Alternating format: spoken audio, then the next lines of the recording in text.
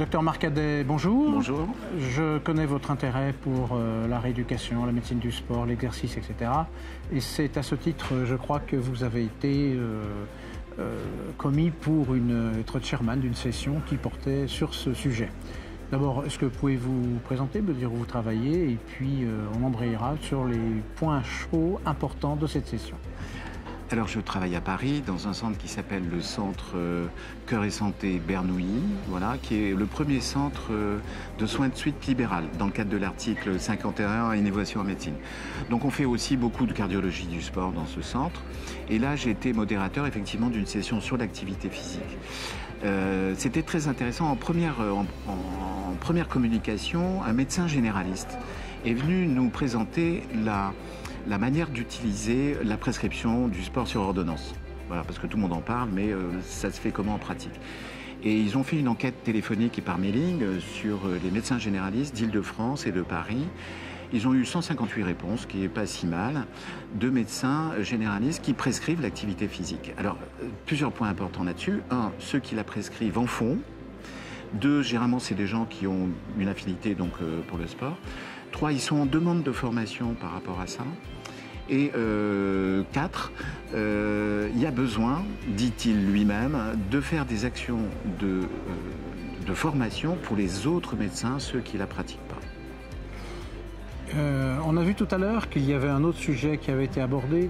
Dans la presse, on dirait presque que c'est un marronnier, c'est la différence entre cœur de sportif et cardiomyopathie. C'est voilà. Pas péjoratif quand je dis ça, mais non. Ça veut dire c'est un sujet qui revient. Alors, est-ce qu'il y a du nouveau cette année? Alors, le docteur Ben Alima de Tunis nous a présenté une étude qu'ils ont fait chez des sportifs de haut niveau, chez des sujets sains pas spécialement sportifs et des cardiomyopathies. Avec une étude en imagerie nucléaire, en IRM, ils ont confirmé ce qu'on sait déjà, que effectivement les taux de fibrose sont plus élevés dans la cardiomyopathie, avec un aspect, une diminution de la fonction qu'on ne retrouve pas ni chez les sujets sains, ni chez l'athlète de haut niveau. Même si les cavités ventriculaires ont augmenté, la fonction ventriculaire reste normale.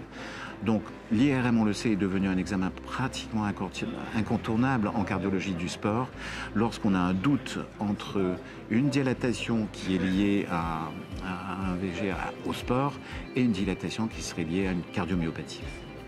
Parmi les sujets récurrents, il y en a un qui revient régulièrement et dont la grande presse aime bien parler, c'est est-ce que le sport d'endurance est délétère pour le cœur?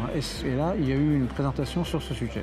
Alors, il y a eu une présentation d'un travail qui a été fait à Marseille par Misnar. Et ce travail est intéressant parce qu'ils ont étudié des sportifs très endurants. Hein. Ils avaient en moyenne 15 années d'activité physique intense, c'est-à-dire coureurs de marathon, de triathlon, des trials, etc. Et en fait, ils n'ont trouvé aucune altération au niveau de l'IRM ou au niveau de l'écho chez ces sportifs très endurants. Une simple dilatation des cavités comme partout, des oreillettes peut-être un petit peu plus dilatées que chez les sujets normaux, mais pas de fibrose. Néanmoins, le débat n'est pas clos, parce qu'on sait qu'il y a quand même beaucoup de papiers qui sont parus ces derniers temps sur l'existence de fibrose myocardique chez les athlètes d'endurance et les gens qui font du sport très intense. Donc la question n'est pas complètement résolue. Et des études complémentaires sont nécessaires. Ouais, c'est ce que j'allais dire, il y a encore du travail. En guise de conclusion, est-ce que c'est bénéfique de faire du sport? Alors oui, et François Carré est venu nous rapporter avec sa compétence habituelle. On connaît. Voilà, que l'on connaît bien.